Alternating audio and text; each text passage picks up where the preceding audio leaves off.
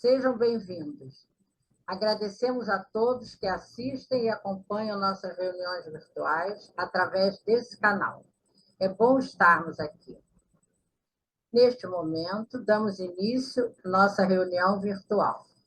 Informamos que nossos estudos são baseados nos livros O Evangelho segundo o Espiritismo e o Livro dos Espíritos, que são estudados alternadamente.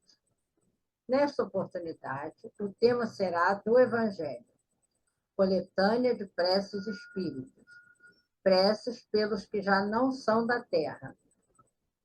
Acompanharemos as reflexões do expositor Lucas Antunes, integrante do Lar de Teresa. Lucas, suas palavras iniciais. Olá, queridos. Olá, querida Wanda. Olá a todos os internautas do canal do Lar de Teresa.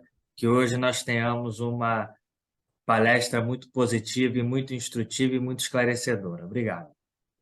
Nós é que agradecemos, Lucas. Vamos agora, dando continuidade ao nosso programa, passar a leitura do texto de hoje. Do livro A Luz da Oração, pelo médium, psicografia do médium Francisco Cândido Xavier e pelo Espírito Emmanuel. Então, oração e renovação. Holocausto e oblações pelo pecado não te agradaram. Texto de Paulo, em Carta aos Hebreus 10, 6. É certo que todo trabalho sincero de adoração espiritual nos levanta a alma, elevando-nos os sentimentos. A súplica, no remorso, traz-nos a bênção das lágrimas consoladoras. A rogativa, na aflição, dá-nos a conhecer a deficiência própria, ajudando-nos a descobrir o valor da humildade. A solicitação na dor revela-nos a fonte sagrada da inesgotável misericórdia. A oração refrigera, alivia, exalta, esclarece, eleva, mas, sobretudo, afeiçoa o coração ao serviço divino. Não olvidemos, porém, de que os atos íntimos e profundos da fé são necessários e úteis a nós próprios. Na essência, não é o Senhor que necessita de nossas manifestações votivas, mas somos nós mesmos que devemos aproveitar a sublime possibilidade da repetição, aprendendo com a sabedoria da vida. Jesus espera por nossa renovação espiritual acima de tudo. Se erraste, é preciso procurar a porta da retificação. Se ofendeste alguém, corrige-te na devida reconciliação. Se te desviaste da senda reta, volta ao caminho direito. Se te perturbaste, harmoniza-te de novo. Se abrigaste a revolta, recupera a disciplina de ti mesmo. Em qualquer posição de desequilíbrio, lembra-te de que a prece pode trazer-te sugestões divinas, ampliar-te a visão espiritual e proporcionar-te consolações abundantes. Todavia, para o Senhor, não bastam as posições convencionais ou verbalistas. O Mestre confere-nos a dádiva e pede-nos a iniciativa. Nos teus dias de luta, portanto, faze os votos e promessas que forem do teu agrado e proveito. Mas não te esqueças da ação e da renovação, aproveitáveis na obra divina do mundo e sumamente agradáveis aos olhos do Senhor. Emmanuel. Vamos agora à nossa oração, nos preparando ainda mais. Não? Senhor Jesus, querido Mestre, amigo de todos nós, de nossas almas, né? Médico de nossas almas, mentores espirituais de nossa casa, agradecemos mais uma vez a oportunidade de estarmos aqui reunidos para estudarmos o seu Evangelho. Possamos estar com as nossas mentes, as nossas percepções ampliadas, para fazermos bom uso, aproveitarmos bem tudo que vamos ouvir nesta reunião. Envolve a todos nós aqui presentes, encarnados e desencarnados, envolvendo o nosso irmão Lucas, que vai trazer para nós o resultado dos seus estudos e das suas pesquisas. E assim, Senhor, pedimos a sua permissão para darmos por iniciados os trabalhos desta tarde. Graças a Deus. Bom, então, queridos, estamos hoje com o tema do Evangelho segundo o Espiritismo, a coletânea de preces espíritas, né? Que é o último, a última parte, o capítulo 28º, e hoje nós temos 8 itens que nós vamos estudar um pouco, vamos debater um pouco. Então, é o item 4, preces pelos que já não são da Terra, ou seja, preces pelos desencarnados, pelos espíritos. E aí são 8 itens, do subitem 59 ao 76.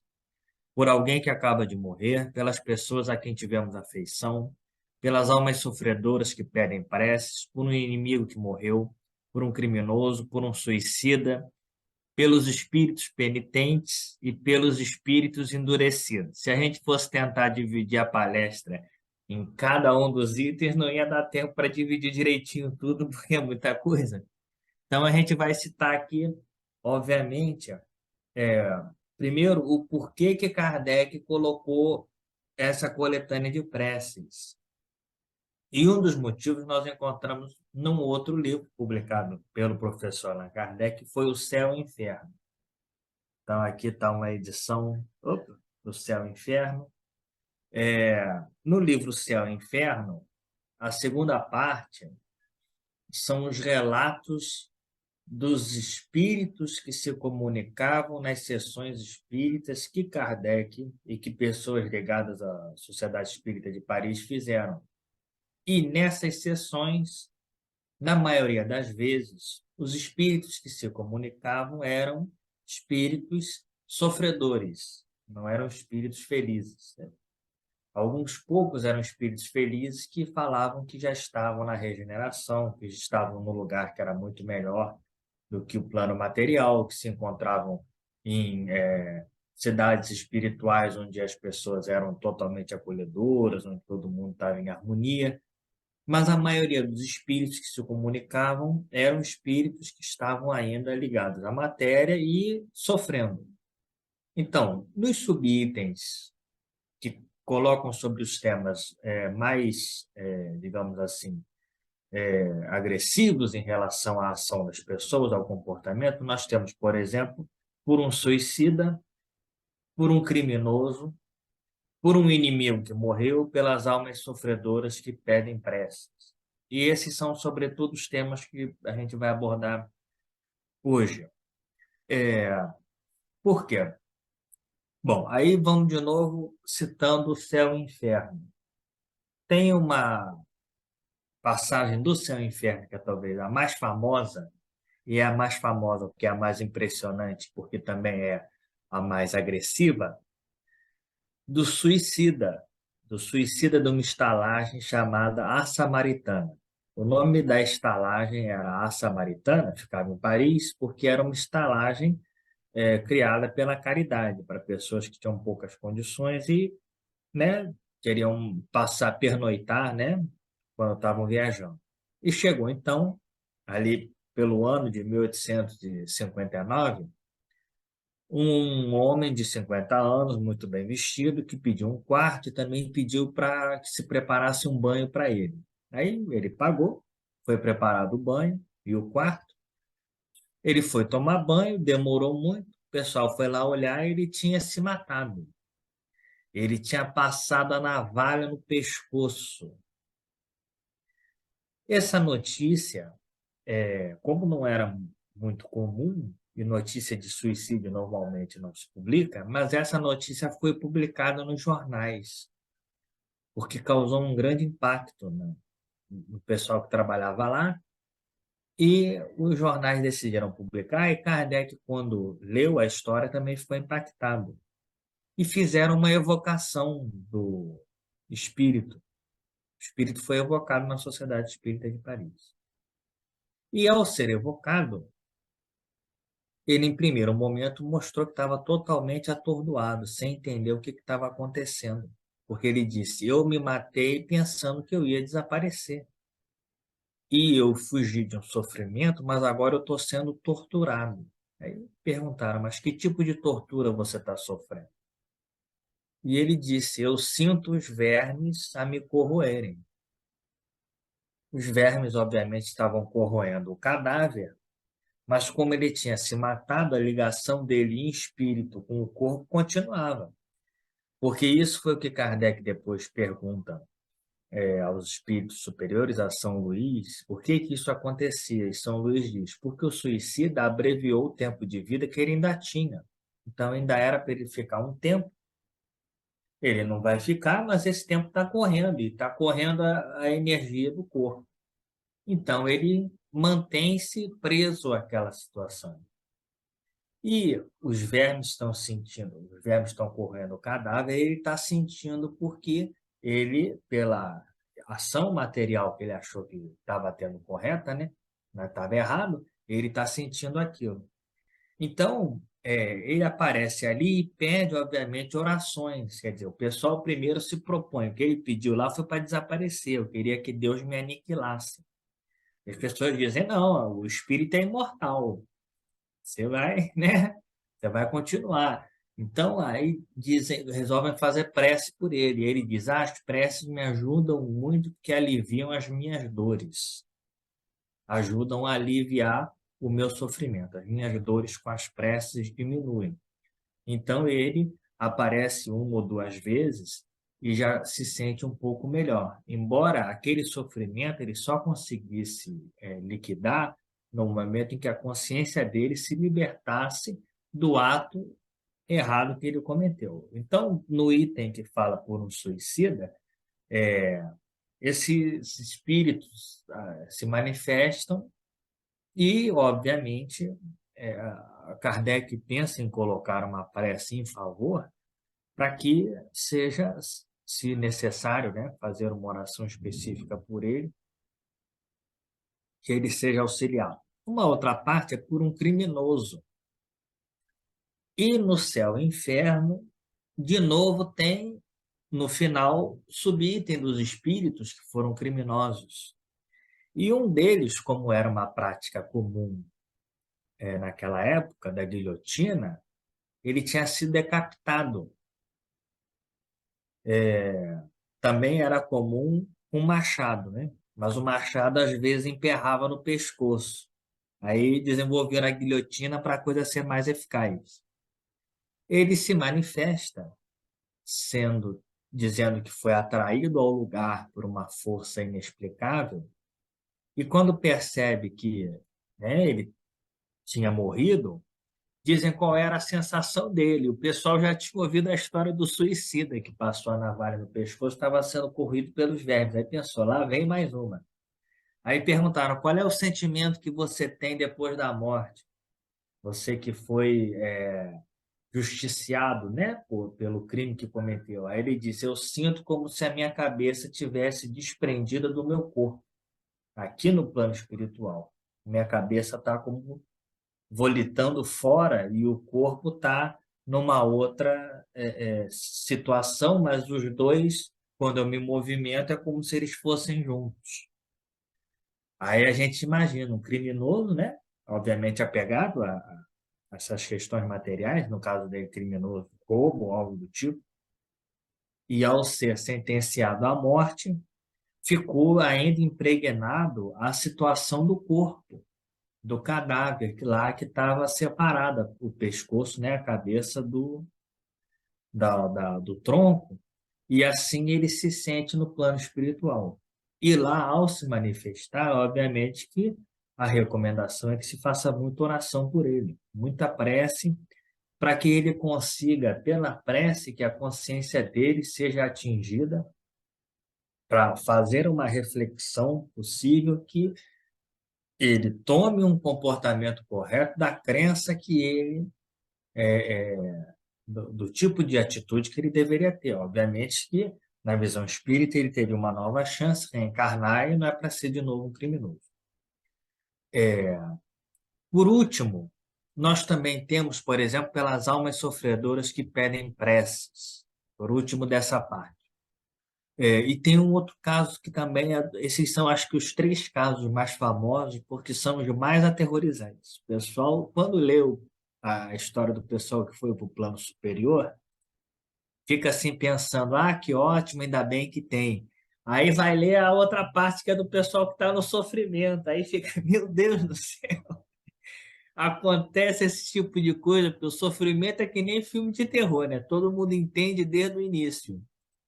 A pessoa entende logo o que é o sofrimento. O outro é de um náufrago, de um homem que tinha se tornado, né, um homem, uma pessoa mundana, e não se entende direito se ele era marinheiro ou meramente estava num navio a negócios ou algo do tipo, mas era uma pessoa totalmente descrente das coisas espirituais.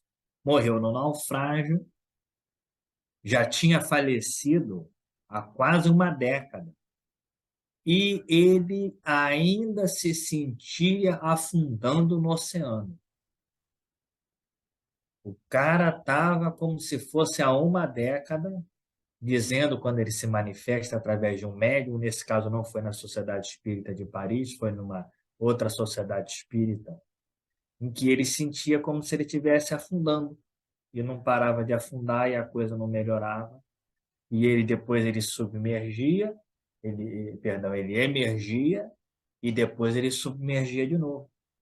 E eu não entendia, pensando, não é possível que eu coisa não acabe, eu não morro, não desapareço, pensando também que a morte era o desaparecimento total. E, ao pedir ajuda, ele diz que ele foi forçado a ir até aquela reunião, ele não pediu, não. Ele estava lá nesse abismo que nunca acabava, nunca terminava de cair, e ele foi forçado a ser levado a essa reunião em que ele conseguiu se manifestar e viu que era uma reunião de pessoas que acreditavam na vida após a morte. Aí ele pediu uma prece, porque a prece, no momento da prece, ele conseguia ficar acima das ondas, mas ele ainda estava vendo as ondas se movendo embaixo dele. E ele se lembrou-se da mãe, e ele pede assim, né? Pobre mãe que me cuidou com tanto carinho e que eu depois segui no mundo sem levar em conta os avisos que ela me deu e agora eu estou nesse sofrimento e ela orando às vezes por mim, ele, em alguns momentos ele tinha consciência que ela fazia uma oração por ele.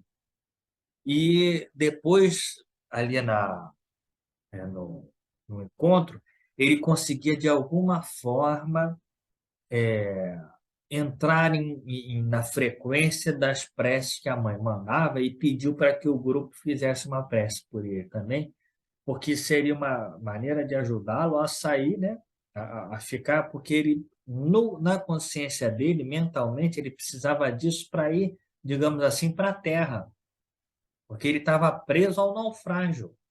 Então, ele via as ondas, não conseguia sair dali, parecia que não tinha força mental para sair dali, porque, por um lado, ele estava querendo desaparecer também, ele não queria ter uma outra chance, né?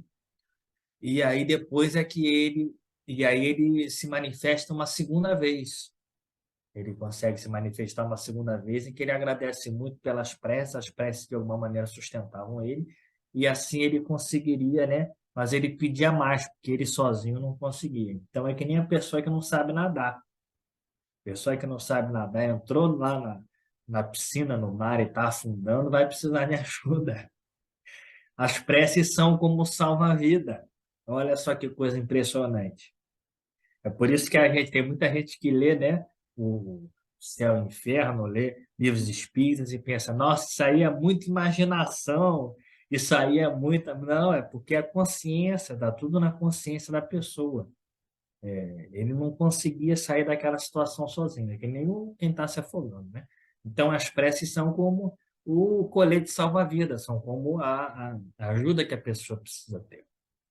Bom, aí, então essa parte mais, né, desses itens mais sensíveis a gente pode, né, passar. Agora, é uma coisa curiosa. Aí nós temos, por exemplo, preces pelos espíritos penitentes ou pelos espíritos endurecidos. Na, na revista Espírita, tem um caso de um homem, de um médium, que tinha se tornado espírita e, em determinado momento, ele foi reclamar que a coisa estava muito ruim na casa dele. Ele pensou que, sendo médium e se tornando espírita, depois da publicação do Livro dos Espíritos, ele leu, foi falar com Kardec, ele achou que a vida dele ia melhorar. E, por algum motivo, a vida dele estava... Ele chegava em casa e o ambiente estava pior do que na rua. E ele foi, bom, não sabiam o que fazer, solução, vamos fazer uma evocação para ver se tem algum espírito que está te atrapalhando. Aí fazem lá a evocação. Isso é Revista Espírita de 1859, uma das primeiras. Aí entram lá em contato com um espírito que tinha sido condutor de charrete. Na visão do espírito superior que inicia a comunicação, esse espírito era pior do que os animais. Isso está lá na descrição dada pelo espírito superior. A gente já notou que a coisa não vai começar bem, né? É por isso que Kardec teve que botar no Evangelho esse monte de prece por espírito. Criminoso, suicida, penitente, sofredor. É um pessoal que é casca grossa, né? O tal do charreteiro, ele era pior do que os animais que ele conduzia. Ele, com certeza, odiava o trabalho que tinha, batia muito, era violento com os animais, devia ser agressivo também com outras pessoas, né? Bom, ele faleceu ali perto de onde o médium morava. Que azar pro cara, hein? Pior, ele se sentiu ligado ao lugar onde o médium morava. E ele passou a habitar justamente no quarto onde o médium vivia. Isso aí a pessoa foi jogar jogo de azar e acertou 3 vezes errado. Porque além olha só, o espírito já era embrutecido. Morreu perto de onde esse médium morava. E se sentiu atraído a ficar justamente no ambiente dele, no quarto dele. Não por acaso esse médium estava se sentindo mal à beça. Aí, é impressionante que esse é um relato de 1859. Na sessão na Sociedade Espírita de Paris, evocam o espírito, esse espírito do charreteiro. O cara é grosso, ele foi grosso com os médiuns lá da Sociedade Espírita de Paris. Perguntou por que estavam evocando ele, se o pessoal era da polícia, se eles achavam que mandavam em alguém. Reclamou da existência que ele teve, eu tive uma existência miserável, ninguém nunca me ajudou para nada, eu só tive condição ruim na minha vida. E aí perguntaram, mas então você tem consciência de que não está morto? Ele disse, eu tenho consciência de que eu não, que o corpo morre, mas eu fiquei. Eu não sei por que que eu fiquei, porque eu não sou ligado a nada, ele não gostava de nada, odiava tudo. E aí explicam para ele que com certeza ele tinha se ligado ao médium porque a pessoa, aquele homem tinha mediunidade, então, de alguma maneira, ele entrou, digamos assim, no canal de frequência e atraído para aquela situação. Aí, primeiro, as pessoas pedem. Você não quer seguir o seu caminho? Normalmente, aquele discurso que a gente ouve, não é? Em desobsessão ou algo do tipo. Você não prefere seguir o seu caminho? Você não acha que você vai ser mais feliz? Esse discurso que já em 1859 o pessoal tentava e nem sempre funcionava melhor. Por quê? Porque ele desdenhou do que disseram. falou: isso aí não me ajuda em nada, não serve para nada, eu não tenho rumo nenhum na minha existência, vou continuar do jeito que eu estou, bateu meio que o pé, não vou mudar. Aí alguém, com certeza uma médium mais sensibilizada com o sofrimento dele, virou-se e perguntou: você não quer que a gente faça uma prece? Você não quer que a gente faça uma oração por você? Aí ele tomou um susto. E, obviamente, falando através de outro médium, outra médium, o que que ele responde? Vocês fariam isso por mim? Ninguém nunca fez nada de bom para mim. Aí o pessoal percebe, opa, ele tem um ponto fraco que é quando as pessoas sinceramente se importam por ele. Aí a médium lá, o médium, a pessoa que estava dizendo, nós vamos fazer uma prece por você.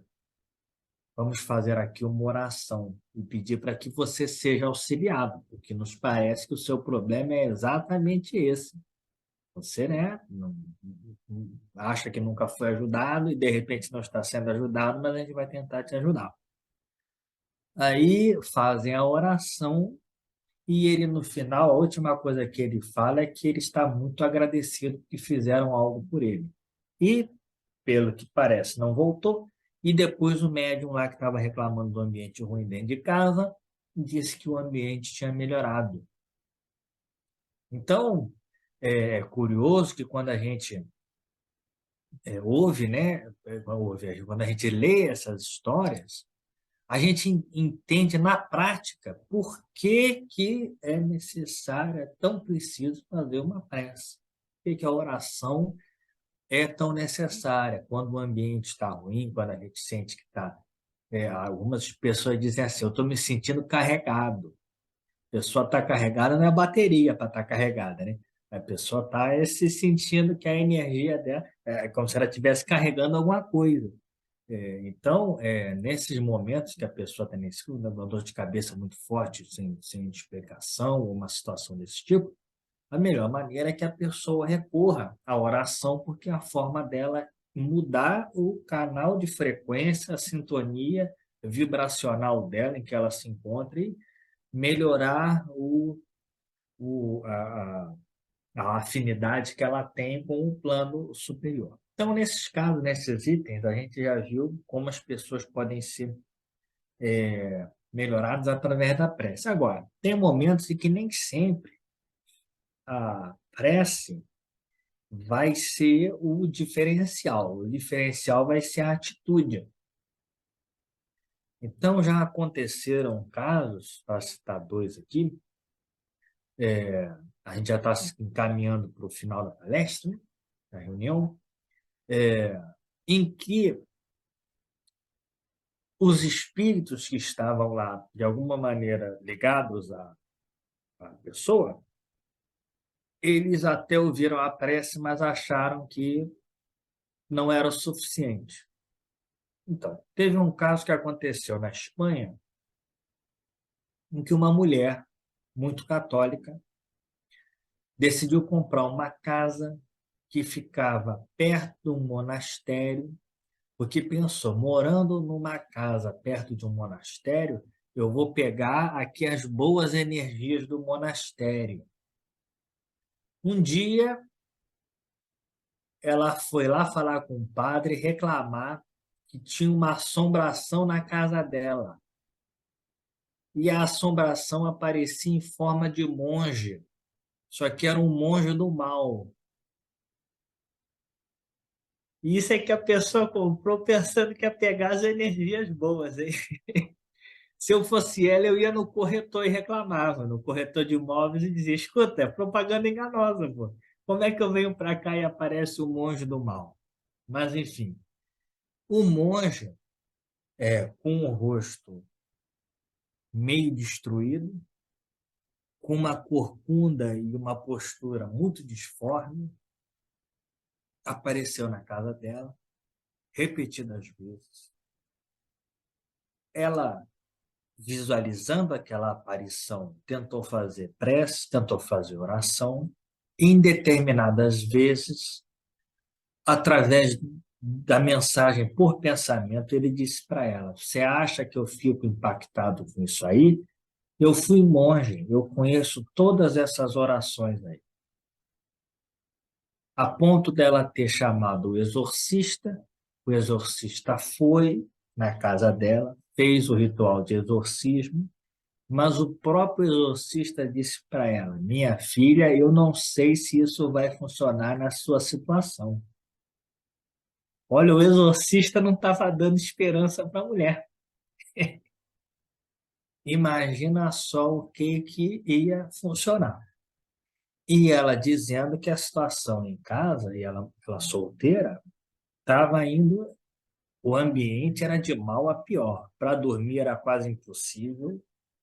Às vezes parecia como se ela estivesse dormindo e está lá o espírito balançando ela para ela não conseguir adormecer. Bom, qual foi a solução? Se não foi oração, vai ser o quê? Como a gente disse, né, no início do relato, ela é muito católica, a ponto de comprar a casa perto do monastério para morar. Ela tomou parte das atividades de caridade que eram feitas pela igreja na região. E como estava ruim para ela ficar dentro de casa, ela aceitou. Não, eu fico aí cuidando, tem cuidado que tem umas crianças aqui, mas alguém tem que ficar de noite por aqui cuidando das crianças, e ninguém quer, porque todo mundo tem família. Aí ela disse: eu não tenho, vou ficar aqui. E conforme ela está lá sucessivamente fazendo o trabalho da caridade, cuidando das crianças, o que aconteceu? Depois de muito tempo que ela já não tinha nem mais vontade de voltar para a casa dela por causa lá do negócio que ela estava tendo e que ela estava se sentindo, né? Eu acho que o pessoal vai pensar que eu enlouqueci, o exorcista, o padre exorcista foi na casa dela e não resolveu nada. Uma vez, quando ela voltou em casa, só para apanhar um negócio, porque ela já estava até acostumada de dormir lá onde era o negócio da assistência social para as criancinhas abandonadas. Ela chega em casa, está lá mexendo as coisas, pensa assim, deve ter pensado: não vou ficar aqui muito tempo não, porque vai que o monge aparece e ele me... Né?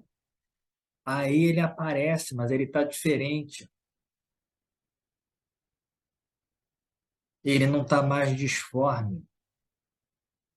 E ele parece que deu uma melhorada na postura, e até os olhos não estão mais avermelhados e com ódio. E ele olha para ela, nesse momento, ela se assusta pelo relato que ela deu, e ela diz assim, pelo pensamento, de novo ele transmitiu algo como se fosse assim: você me deu uma grande ajuda, porque você me deu uma grande lição. E a lição que você me deu foi uma lição que se eu aprendi, eu nunca pratiquei, que é que nós devemos auxiliar aquelas pessoas necessitadas, que nós não devemos nada a ela, elas não devem nada para nós, mas mesmo assim nós temos que ajudar uns aos outros. E aí o monge meio que agradeceu, como se fizesse um sinal, e desapareceu, e parecia que tinha sido levado por seres luminosos superiores. Então, quando nós ouvimos, no caso lemos, né? Quando nós lemos uma situação dessa, e uma situação dessa relatada através de canais de outra religião, a gente pensa: nossa, a explicação é totalmente espírita. A explicação é 100% espírita. O monge foi monge, não aprendeu nada com o cristianismo, e não serviu para nada, né? Porque depois ele era um espírito do mal, não serviu para nada. Ainda estava com aparência disforme. Eu não sei se ele sofreu e ninguém ajudou ele, porque ele era daquele jeito, mesmo que tivesse entrado no monastério. A mulher entrou no canal de vibração dele, a frequência, ela agiu como médium, médium vidente. E ele apareceu lá e ainda debochou do ritual de exorcismo. Isso aí você acha que eu não conheço?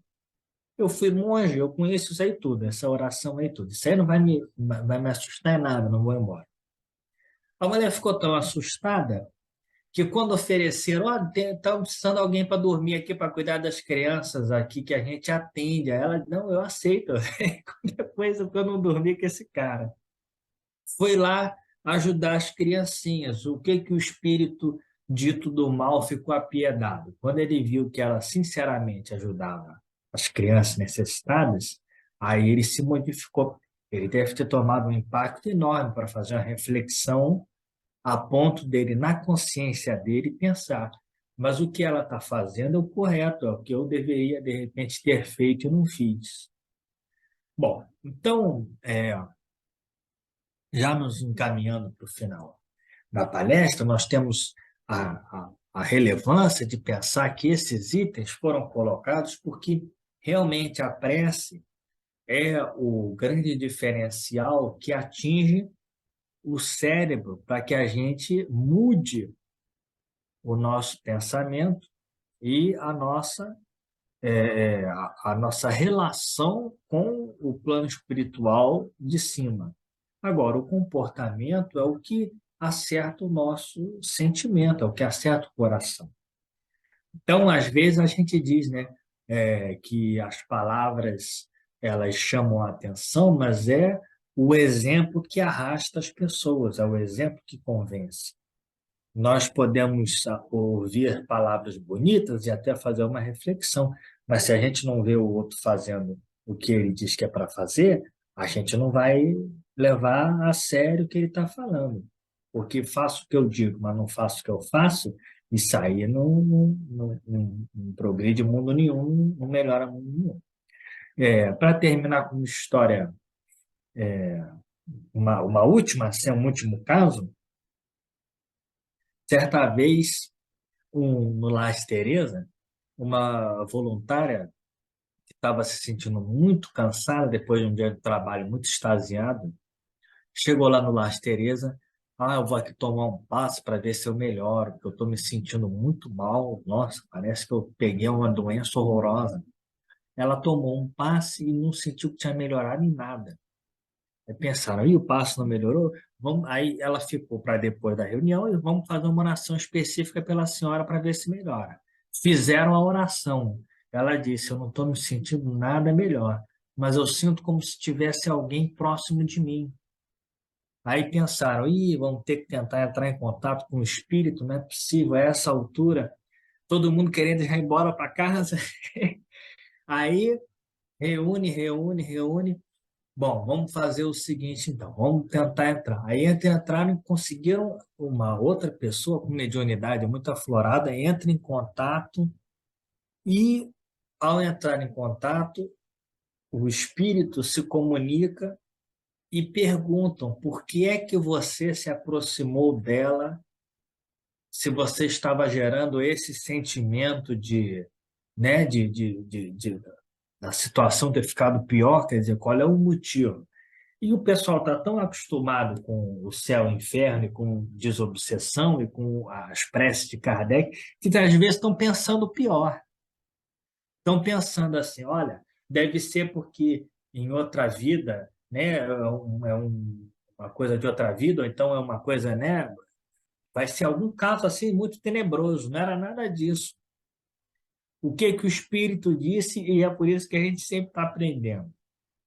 Era um espírito que tinha desencarnado, não tinha ligação com nada nem com ninguém, se sentia muito mal por causa disso, estava na rua, sem fazer nada. Viu essa voluntária do Lar de Teresa, olha como o negócio atrai. Saindo do trabalho, muito cansada, e indo para o Lar de Teresa, precisando, querendo tomar um passe, e ele sentiu a mesma coisa que ela. Ele sentiu, eu estou também muito cansado da vida e estou precisando de alguém que me ajude. E não sabendo o que fazer, pum, entrou na frequência dela e quase como se imantou a ela. Unicamente por quê? Porque ela estava extasiada de um dia de trabalho estressante. só por causa disso. Não tinha motivo de perseguição em vidas passadas, ou então porque ela era uma excelente médium e aí o espírito se juntou, não tinha motivo de nada, nada. Só porque ele viu ela muito cansada e entrou na frequência do cansaço e pum. E ele disse assim: eu não quero sair daqui porque eu não tenho para onde ir. E o pessoal pensando, e a gente que está querendo ir para casa? A gente tem para onde ir, a gente tem casa para morar. Ficaram mais, sei lá, meia hora só fazendo prece para ver se o espírito ia para o plano espiritual, para um lugar legal. No final, também, depois de tanto tempo conversando com essa daqui, ela já estava se sentindo um pouco melhor, aí pôde retornar para casa, eu acho que nem foi sozinha, e pela graça da oração, com certeza o espírito, se não foi levado para o plano espiritual, ficou dormindo no Lar Teresa. Botaram ele para dormir lá no Lar Teresa e falaram: ó, na casa de ninguém você não vai não, que a gente tem família, a gente tem ligação com gente. Então, queridos, esse tema da oração, a oração é o que nos liga com Deus, mas não tenhamos dúvida. A nossa atitude é o que faz com que, pelas nossas ações, a gente mostre quem a gente é. Então, que nós possamos ter um bom dia, uma boa tarde, uma boa noite de reflexões e que sempre possamos contar com a prece e com o Evangelho nos nossos dias. Que assim seja. Obrigado. Agradecemos ao nosso irmão de ideal espírita, Lucas Antunes, por sua disponibilidade carinhosa, atendendo mais uma vez ao nosso convite e brindando-nos com essa consistente e esclarecedora exposição. E agradecemos também a todos que nos honraram com a sua atenção. E renovamos o convite para que estejamos juntos novamente na próxima segunda-feira, às 19 horas. O tema será Os Animais e o Homem, Metempsicose, do Livro dos Espíritos. Então, vamos agora à nossa prece de encerramento. Vamos colocar Jesus na nossa tela mental e vamos agradecer a Deus, nosso Pai, a Jesus, nosso Mestre, a Tereza e Antônio de Aquino, os mentores espirituais de nossa casa, a todos os espíritos que aqui compareceram para nos auxiliar também. Então, só temos a agradecer por esta oportunidade de estudos e reflexões. Que possamos estar de volta na próxima semana para darmos continuidade aos nossos estudos. E assim, Senhor, gratos por tudo, pedimos a sua permissão para darmos por encerrados os estudos de hoje. Que assim seja, graças a Deus.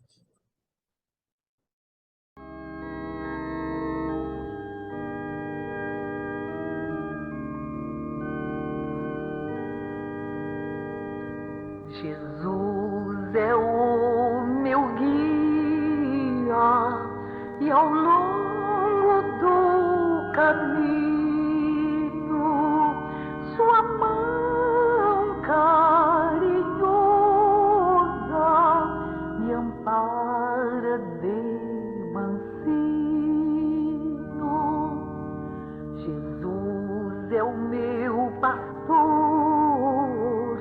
caminho sem temer, e a força de seu amor me fará reviver. Jesus, suave amigo, é a minha esperança, só Ele me faz crer em dias de bonança, e tendo ao meu lado seu vulto a me